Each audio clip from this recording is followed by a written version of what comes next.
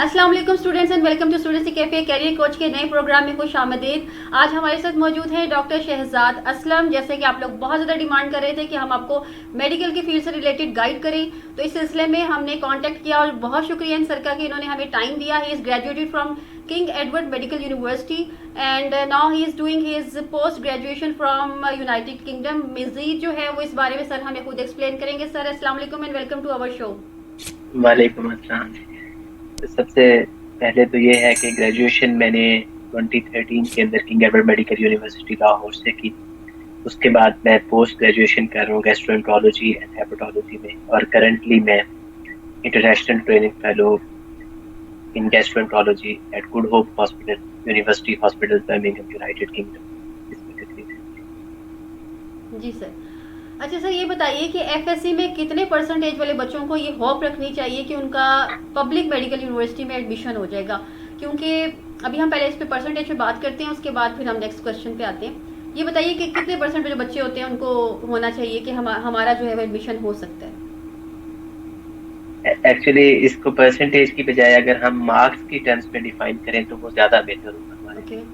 तो उसमें ये है कि एटलीस्ट 950 प्लस मार्क्स हों तो आप बेहतर अंदाज में कम्पीट कर सकते हैं। कम से कम इतने मार्क्स आपके होने चाहिए। अगर इससे ज्यादा होंगे तो आप उतना ही सेफ अपने आप को फील करेंगे। लेकिन एक बात जो हमें जहन में रखनी चाहिए वो ये है कि सिर्फ एफएससी के मार्क्स मैटर नहीं करते। जी जी। ये आपकी एंट्री टेस्ट की परफॉर्मेंस भी मैटर करती है और आपके मैट्रिक के एग्जाम के नंबर जो है वो भी मैटर करते हैं। तो ये मल्टी फैक्टोरियल है, ये सिर्फ एफएससी पे डिपेंड नहीं करता। It also depends upon how you perform in MCAT. जी सर।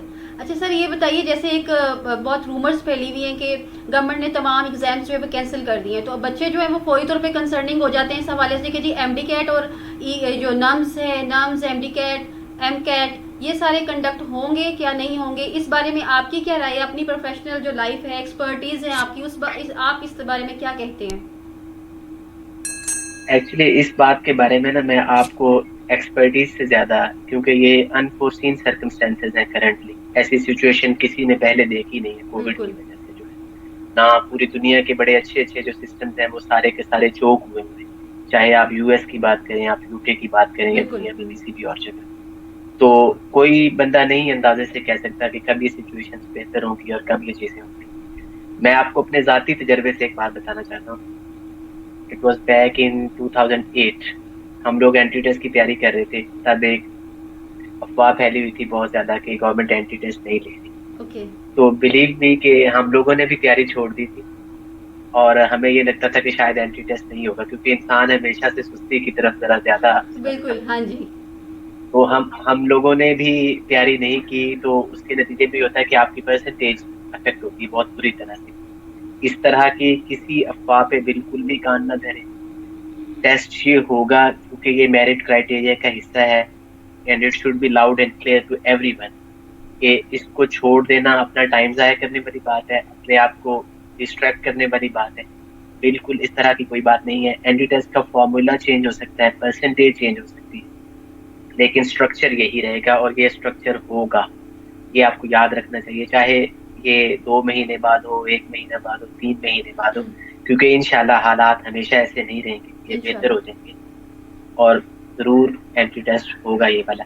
और दूसरी चीज ये वाली है कि मैं स्टूडेंट से ये कहना चाहूंगा कि वो एंट्री टेस्ट को बोझ ना समझे। अगर सिर्फ ओपन मेरिट पे जाया जाए एंट्री टेस्ट के बगैर, तो ये क्वाइट पॉसिबल है कि बहुत थोड़े मार्क्स के ऊपर, थोड़ी सी परसेंटेज के अंदर अंदर एडमिशन कंप्लीट हो जाए। एंट्री टेस्ट बेसिकली थोड़े से कम मीडियोकर मार्क्स वाले लोगों को एक एक्स्ट्रा चांस देता है कि आप अच्छा परफॉर्म करके, अच्छा स्कोर करके अच्छे इंस्टीट्यूट के अंदर जा सकते हैं। तो इसको आप रहमत समझें, इसको अजाब न समझें। हाँ, इस टाइम को जो है वो यूज करें, अपनी प्रिपरेशन जो है वो जारी रखें बच्चे। जी। अच्छा और सर, दूसरी बात, एक और चीज मैं ऐड करना चाहूंगा इस चीज के अंदर कि चूंकि एंट्री टेस्ट जो है ना वो ज्यादातर कॉन्सेप्ट बेस्ड चीजों को मौका देता है, तो ऐसे लोग जो हमारे यहाँ रट्टा सिस्टम को सही तरह से फॉलो नहीं कर सकते, उनके थ्योरी के मार्क्स के अंदर इतने अच्छे, थ्योरी के मार्क्स इतने अच्छे नहीं होते, तो वो लोग रिलेटिवली ज्यादा बेहतर परफॉर्म कर लेते हैं इन टर्म्स ऑफ एमकैट। तो ये एक एक्स्ट्रा चांस होता है। सर आपने कहीं से प्रिपरेशन की थी? क्योंकि अकेडमीज तो बहुत ज़्यादा ह्यूज अमाउंट बच्चों से ले लेती हैं इसकी प्रिपरेशन के लिए। आप बताइए, आपने प्रिपरेशन खुद से की थी या किसी? जी, मैंने बिल्कुल प्रिपरेशन की थी यहाँ लाहौर के अंदर स्टार अकेडमी से तक हम लोगों ने की थी। और एंट्री टेस्ट के लिए जो टेस्ट के फॉर्मेट की तैयारी होती है वो मुल्तान के अंदर एक सेकंड्स नाम से इंस्टीट्यूट था, वहां से मैंने टेस्ट वगैरह की प्रिपरेशन की थी। मैं तैयारी को इस वजह से भी जरूरी समझता हूँ क्योंकि जो हमारा एफएससी का एग्जाम फॉर्मेट है वो काफी डिफरेंट है एम कैट से। तो आपको बेसिकली स्विच करनी पड़ती है अपनी ओरिएंटेशन टुवर्ड्स एमसीक्यू। ओके। उसके लिए आपके बेहतर स्कैनिंग होती है। एंड जो आपका थ्योरी एग्जाम्स होता है उसके अंदर ये चीज है कि आप थोड़ा सा पढ़ के भी अच्छा स्कोर कर सकते हैं important questions in terms of paper patterns and things like that. लेकिन एंट्री टेस्ट के अंदर एमसीक्यू है तो एमसीक्यू कहीं से भी आ सकता है आपको। तो इस लिहाज से इसकी तैयारी जरूरी है। और दूसरी चीज जो कि बहुत इंपॉर्टेंट है इस लिहाज से वो ये है कि आप कितनी प्रैक्टिस करते हैं इसकी। ये जो प्रैक्टिस है ये आपको एक बेहतर स्कोर पे लेके जा सकती है। इनिशियल स्कोरिंग एग्जाम्स जो है ना वो बंदे को बड़ा कंफ्यूज करते हैं, बड़ा परेशान करते हैं। मुझे याद है जब मैंने स्टार अकेडमी के तरफ अपना पहला टेस्ट दिया था तो आई फेल्ट यूजलेस। मुझे लगता था कि शायद मैं ये कभी कर ही नहीं पाऊंगा। लेकिन ये है कि with the time of as the time passes by चीजें बेहतर हो जाती हैं प्रैक्टिस के साथ। अगर आप छोड़ते नहीं, आप लगे रहते हैं तो इंशाल्लाह मुस्तकिल मिजाजी भी आपको किसी बेहतर नहीं। बिल्कुल। अच्छा, एक बच्चा जो है वो एमडी कैट की कितनी अटेम्प्ट दे सकता है? 1 2 कितनी बच्चा अटेम्प्ट दे सकता है इसकी? हाँ जी, इसके बारे में भी ये वाला है कि दरमियान में कुछ इस तरह की अफवाहें फैली हुई थी कि 3 अटेम्प्ट दे सकते हैं। ऐसी कोई बात नहीं है। इसके लिए कोई नंबर ऑफ अटेम्प्ट नहीं मखसूस, इसके लिए कोई एज मखसूस नहीं। आप जब तक चाहे इसको एंट्री टेस्ट में अपीयर हो सकते हैं as long as you feel fit. तो गवर्नमेंट की तरफ से या यूनिवर्सिटी ऑफ हेल्थ साइंसेज की तरफ से कोई रेस्ट्रिक्शन नहीं है, ना एज के ऊपर ना नंबर ऑफ अटेम्प्ट्स के ऊपर। ये आपके ऊपर डिपेंड करता है कि आप कितना करें। अच्छा सर, एक बहुत इंपॉर्टेंट क्वेश्चन बहुत ज़्यादा बच्चों ने पूछा कि कितने परसेंटेज हमारी हो तो हम ये होपफुल रहें कि हमारा किंग एडवर्ड में एडमिशन हो जाएगा।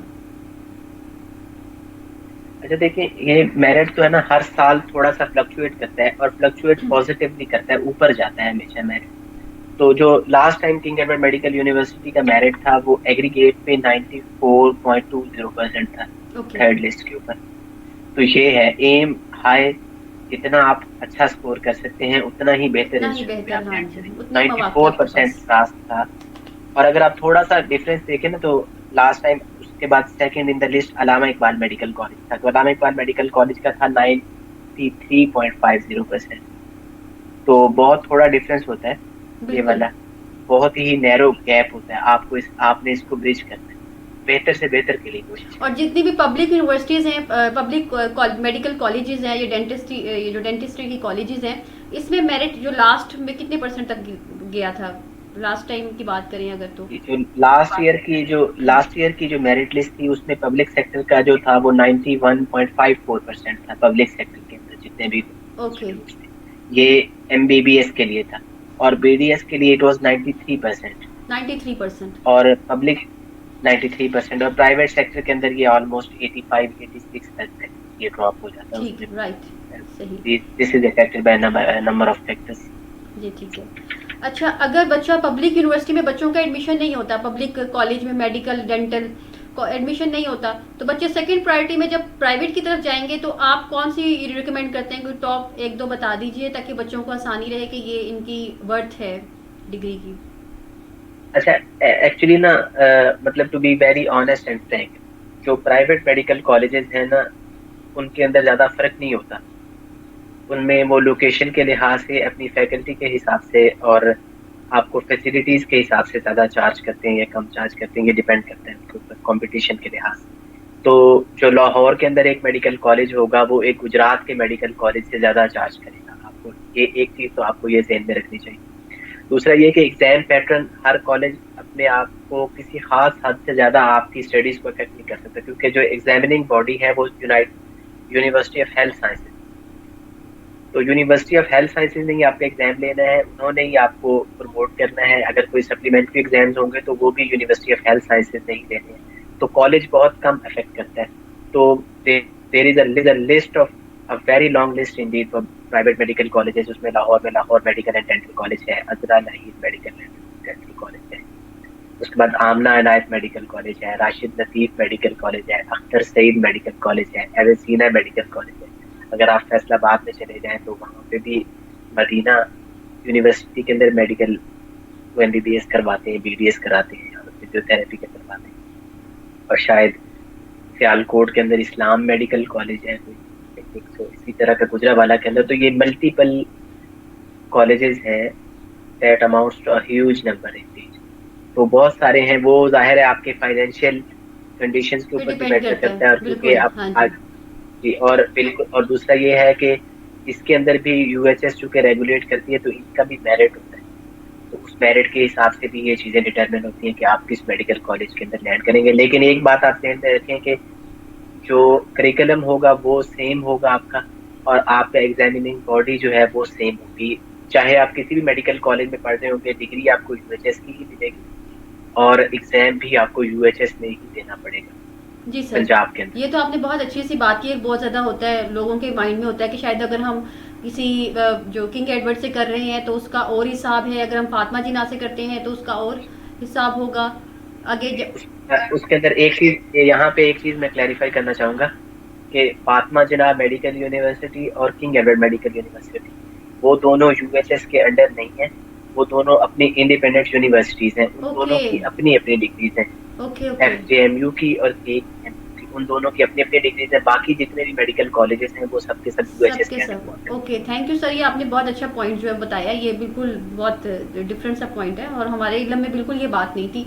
अच्छा, अब जिन बच्चों के इसमें एडमिशन नहीं होता मेडिकल BDS और D फार्मेसी में, तो आप ये बताइए कि आप उनको क्या मशवरा देंगे? क्या वो इम्प्रूवमेंट की तरफ जाएं या कोई उससे ऑल्टरनेटिव कोई ऐसी है स्कोप जो बच्चे अडॉप्ट कर सकते हैं?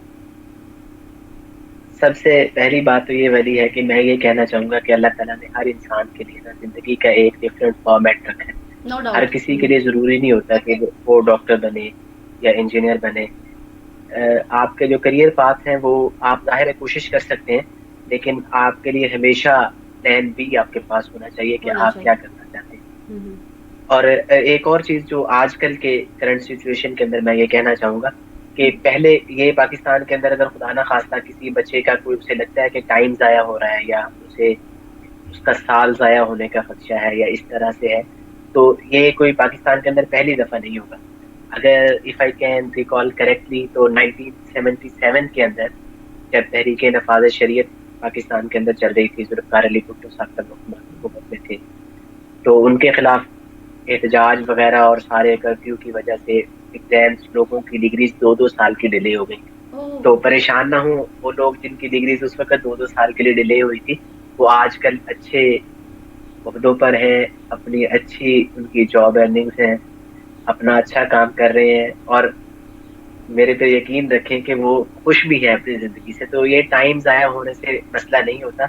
इस वक्त जो करंट सिचुएशन के अंदर अपने आप का ख्याल रखना ज्यादा जरूरी है, अपने आप को फोकस्ड रखना ज्यादा जरूरी है और पॉजिटिव रहना बहुत जरूरी है। नेगेटिव पे नहीं स्टिक होना चाहिए आपको। और मुझे आपका सवाल भूल गया कि आपका सवाल क्या था। जी, मैं ये कहना चाह रही थी कि जो बच्चे मेडिकल BDS और D फार्मेसी में नहीं जी एडमिशन ले पाते, तो नेक्स्ट उनके जी पास ठीक है। ऑप्शन क्या है? अच्छा, उसका जी बिल्कुल ऐसे है। उसके बाद ये वाला है कि अगर आप फार्मेसी, अगर आप MBBS में या BDS के अंदर या फिजियोथेरेपी के अंदर नहीं जा सकते, तो यहाँ पे जिंदगी खत्म नहीं हो जाती। आपके सामने बहुत ज्यादा एवेन्यूज हैं जो कि खुले हुए हैं और आप मल्टीपल जगहों पे ट्राई कर सकते हैं। उसके अंदर पहले नंबर पर तो जाहिर है लोग MBBS को प्रेफर करते हैं, बिल्कुल। BDS है, हाँ उसके जी। बाद डॉक्टर ऑफ फिजियोथेरेपी है और DPT भी एक 5 साल का प्रोग्राम है, डॉक्टर ऑफ फिजियोथेरेपी है। आप लोगों ने शायद अवेयर होंगे अक्सर लोग हाँ जी, इससे, अलाइड ये अलाइड हेल्थ साइंसेज के गवर्नमेंट। ऊपर तो हमारा एक प्रोग्राम आ रहा है इंशाल्लाह। कल आपके आपके आगे पीछे हमने वो भी करवाया कि अलाइड हेल्थ साइंसेज की जो डिटेल है ना, जी वो जी उसमें डिस्कस की गई है। जी। ठीक है, ठीक है। तो DPT है और DVM भी आप लोग डिस्कस कर चुके होंगे। हाँ जी, वो उसमें सारी फील्ड्स जो एरियाज है, doctor top doctor of top priorities veterinary. मैं पूछना चाह रही थी कि टॉप प्रायोरिटी में एक दो कोई से ऐसी हैं जो उनसे बच्चे उसको प्रायोरिटाइज करें। अच्छा, इसके बाद ये वाला है कि अलाइड साइंसेज के ऊपर बहुत सारी एक मल्टीपल लिस्ट है, बहुत लंबी चौड़ी। बिल्कुल। फॉर्म D एक अच्छा ऑप्शन है अगर आप करना चाहते हैं गवर्नमेंट सेक्टर्स के अंदर। वो पंजाब यूनिवर्सिटी उसको करवा रही है, उसका मेरिट होता है, वहां पे आप अप्लाई करते हैं। उसके लिए कोई सेपरेट से एंट्री टेस्ट भी नहीं होता, फॉर्म डी के वो भी बारे में बात आपके लिए करें आप? अच्छा। ये फॉर्म डी के बारे में बात करें आप? जी, ये आप कौन सी ये फील्ड? फॉर्म डी, अच्छा, ठीक है, ठीक है जी। फॉर्म डी के बारे जी जी। में, फॉर्म डी के बारे में वो एक अच्छा ऑप्शन है आपके लिए। उसके अलावा इससे भी ज्यादा आगे बहुत लंबी चौड़ी एक लिस्ट है। सिर्फ king Edward medical university 17 allied sciences के अंदर आपको करवा रही है डिग्रीज मुख्तलिफ तरह की, आप उनके अंदर अप्लाई कर सकते हैं। उनमें से चंद एक के नाम मैं आपको ले देता जी हूँ, वो श्योर। इतनी लंबी लिस्ट है कि शायद हम उसको डिस्कस नहीं कर सकते, हाँ जी। काफी लंबी चौड़ी लिस्ट है वो। उनमें से जो सरे फहरिस्त है वो ऑप्टोमेट्री है। बीएस का प्रोग्राम है 4 सालों का, ये इंडिपेंडेंट या किसी डॉक्टर के साथ एसोसिएशन में ये प्रैक्टिस भी कर सकते हैं। अच्छा। हाई विजन साइंसेज के अंदर बेसिकली आता है। किंग एडवर्ड के अंदर college of allied and vision sciences के नाम से ये इदारा है।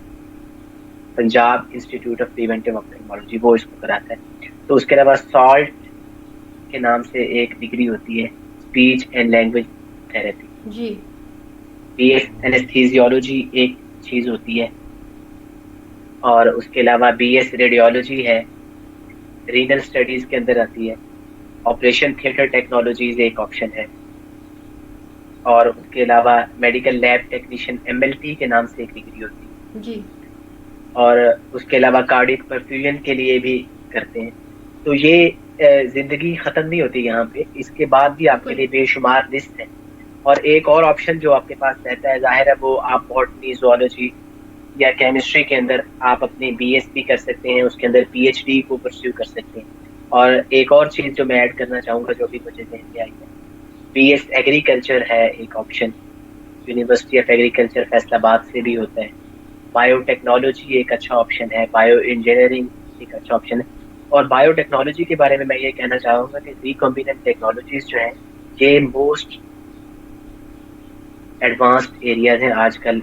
मोस्ट पीपल इसी के अंदर इंटरेस्टेड है, नई वैक्सीन बनने के लिहाज से और नई डिजीजेस के लिहाज से। जैसे आजकल कोविड के लिहाज से आप देखें तो इस वक्त हर दूसरे बंदे का यही क्वेश्चन होता है कि वैक्सीन कब बनेगी। बिल्कुल। तो बायोटेक्नोलॉजी से रिलेटेड ये है, और ये इस फील्ड काफी स्कोप इसका वाइड है। और इसके लिए ये है कि आपको कोई अपने आप को ज्यादा मेहनत भी नहीं करनी पड़ती इस डिग्री के अंदर, सिर्फ अगर आपका इंटरेस्ट हो तो आप बहुत अच्छा सर्वाइव कर सकते हैं। बिल्कुल जी, थैंक यू सर। अच्छा, एक बहुत अहम सवाल जो आप ही जिसका आंसर हमें बेहतरीन तरीके से कर सकते हैं कि आप फॉरेन कंट्री से कर रही हैं, ऑन स्कॉलरशिप बेस आप पोस्ट ग्रेजुएट कर रहे हैं, राइट सर? अब ये बताइए, एमबीबीएस के स्कॉलरशिप्स अनाउंस होते हैं बच्चों के लिए डिफरेंट कंट्रीज में? एमबीबीएस के स्कॉलरशिप के लिए सिर्फ ये है कि सिर्फ एक ही इसकी प्रेसिडेंस है जो हमें पहले मिलती है, वो प्रेसिडेंट मुशर्रफ के दौर के अंदर था क्यूबा के लिए। ये उसके अलावा तो मेरे नॉलेज के अंदर ऐसा कुछ नहीं है कि एमबीबीएस के लिए गवर्नमेंट कोई फंड करती हो या इस तरह की कोई सूरत हाल हो। लेकिन जाहिर है आपके पास फॉरेन कंट्रीज के अंदर एमबीबीएस करने का ऑप्शन रहता है। लेकिन पर्सनली अगर आप मुझसे पूछेंगे कि फॉरेन कंट्रीज के अंदर एमबीबीएस करना कैसा है, तो मैं इसके फेवर में नहीं हूँ, क्योंकि मुझे ये लगता है कि वो वहाँ पे आप एमबीबीएस करके आते हैं तो आपको पीएमडीसी के अंदर एक एग्जाम में अपीयर होना पड़ता है। Okay okay. वो एग्जाम अच्छा खासा लोगों को स्ट्रगल करना पड़ता है, उसके लिए एक्स्ट्रा टाइम चाहिए होता है। और जाहिर है फिर आप जब करते हैं तो घर वालों की भी आपसे एक्सपेक्टेशंस होती हैं, आप खुद भी अपने लिए अर्न करना चाहते हैं।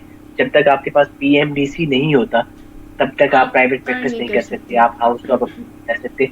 तो एक एक्स्ट्रा एग्जाम जिसके 3 पार्ट्स होते हैं पीएमडीसी के एग्जाम के अंदर, ये आप जब बाहर जाने का अगर फैसला कर रहे हैं तो आपको इस एग्जाम के बारे में मेंटली पहले से प्रिपेयर्ड होना चाहिए कि आपने ये एग्जाम करना है, और ये ना हो कि आपको वहां जाके पता चल रहा हो कि मैंने यहाँ। बिल्कुल नहीं, ये आपने बहुत अच्छी बात की जी।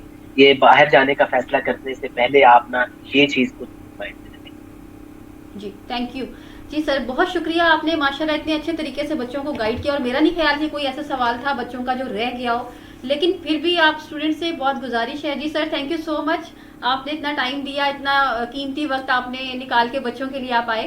तो मजीद आप लोगों ने जो भी जी सर जी, अगर मुझसे रिलेटेड कोई भी क्वेश्चन हो किसी तरह से तो आप दोबारा मुझसे कांटेक्ट कर सकते हैं, मैं इधर हूँ, मुझे अच्छा लगेगा। बाकी मैं सारे स्टूडेंट से सिर्फ एक बात करना चाहूँगा कि इस तरह के हालात के अंदर जो अब वाले हैं, मुझे पता है कि ये पैनिक किस तरह का होता है। इस पैनिक के अंदर अपने आप को स्टडीज से दूर नहीं करना, अपने आप को अपने मकसद से दूर नहीं करना। ये टाइम गुजर जाएगा। अगर आपने खुद को नुकसान कर लिया, खुद को अपने गोल से पीछे हटा लिया, तो वो सारी जिंदगी आप अपने आप को फेस नहीं कर सकेंगे। बिल्कुल।